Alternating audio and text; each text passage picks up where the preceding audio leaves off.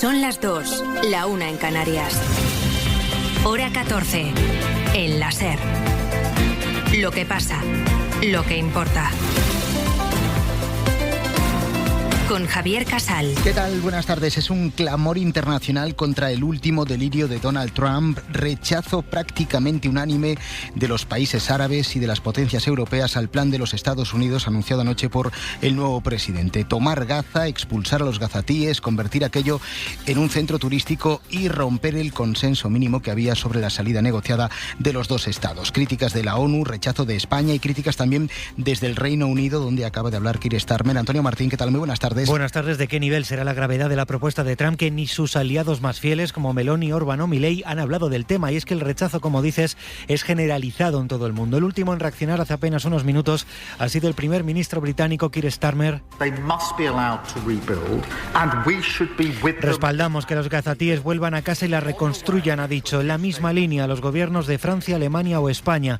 Todos los países árabes critican con dureza a Trump. De Egipto a Arabia Saudí jamás la acusa de racista, y Turquía considera que su propuesta es inaceptable. Solo la extrema derecha israelí ha aplaudido esta idea, que desde Naciones Unidas se ha calificado, es literal, de ser una estupidez que solo empeoraría la crisis en Gaza. A las 2:30 recopilamos las reacciones, todas menos las de la Comisión Europea, que no ha ofrecido hoy su habitual rueda de prensa sobre asuntos generales. Sí han dado una específica sobre las medidas que va a adoptar Europa contra Schengen, pero evidentemente hoy no parecía un buen día para fijar posición sobre Gaza.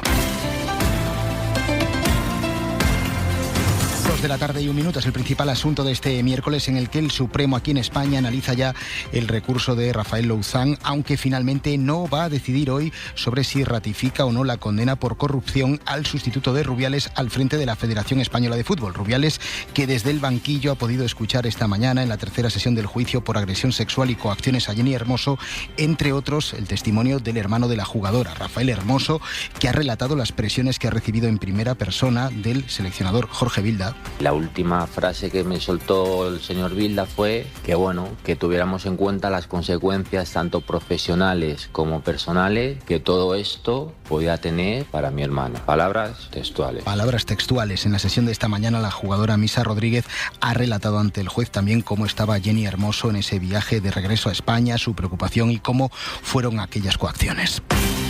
Pero el titular destacado de los tribunales esta mañana, lo hemos contado aquí en la SER hace una hora, la declaración completa del fiscal general del Estado, de Álvaro García Ortiz, en el caso de la filtración de los correos del novio de Isabel Díaz Ayuso. Tenemos los textuales de Ortiz y cómo alerta al juez del contenido delicado que hay en los dispositivos que se llevaron en los registros de su despacho. Cuestiones, dice el fiscal, inimaginables. Información de Pedro Jiménez. Buenas tardes.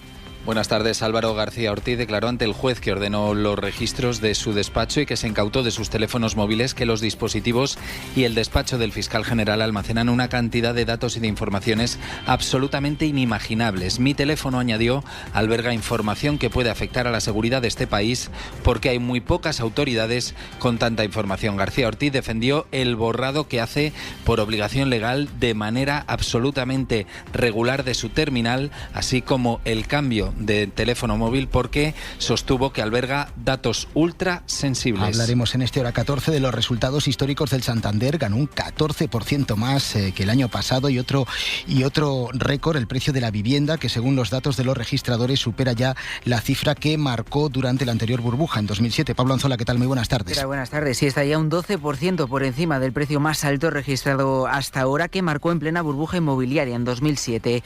El metro cuadrado se paga ya a 2.164 euros, al calor de una demanda que no se frena a pesar de esa subida en los precios. Según datos de los registradores, las compraventas han crecido un 9,5% en 2024, han sido más de 600.000, al compás de la firma de hipotecas, que se ha disparado un 13%. Por cierto, que es la vivienda nueva la que sigue tirando del mercado, aunque la segunda mano está detrás de 3 de cada 4 compraventas. Y a las 2:30 detallaremos también la desarticulación de una nueva trama dedicada a los hidrocarburos, como la de Aldama, pero sin Aldama. 22 investigados por estafar a Hacienda para vender el carburante más barato. En total, 184 millones de euros defraudados al fisco. Hora 14, con Javier Casal. 2:04 p.m, vamos ya hasta la redacción de informativos. Toñi Fernández con la última actualización de los datos sobre la investigación del tiroteo en un centro educativo para adultos en Suecia. Toñi, ¿qué tal? Muy buenas tardes. Muy buenas, pues esa actualización está llena de interrogantes. 24 horas después del mayor tiroteo de la historia de Suecia, el propio gobierno de Estocolmo se pregunta qué hay detrás. 11 muertos, incluido el agresor. Lo que sí se descarta es que el autor de la masacre tuviera conexiones con grupos terroristas o bandas criminales. Tampoco tenía antecedentes penales. Y en este Hora 14 intentaremos saber qué nos lleva a hacernos retoques estéticos en domicilios privados, peluquerías, incluso en los lavabos de las cafeterías, tal y como denuncian los propios médicos, a los que cada vez les llegan más desaguisados. Pronóstico del tiempo para las próximas horas. Sol por la mañana y noches muy frías. Jordi Carbó. A la espera del cambio de tiempo, que el viernes traerá lluvia y nieve en cotas bajas del norte de la península, hoy y mañana todo sigue prácticamente igual. Después del frío de la pasada noche y primeras horas de la mañana, con heladas significativas en el interior, ahora el sol, el ambiente es agradable, máximas cercanas a los 15 grados en la mayor parte de poblaciones, de los 20 en el Mediterráneo, superando los 20 en Canarias. La excepción, un día más, en la cuenca del Duero y entre Aragón y Cataluña, donde persiste todavía la niebla, se deshará a lo largo de la tarde para volver la próxima noche. Y mañana, situación idéntica a la de hoy. Con la producción de Aldo Gómez y con Elena Sánchez y Juan Carlos Fernández en el control de sonido, arrancamos. Son las 2:06 p.m. Hora 14.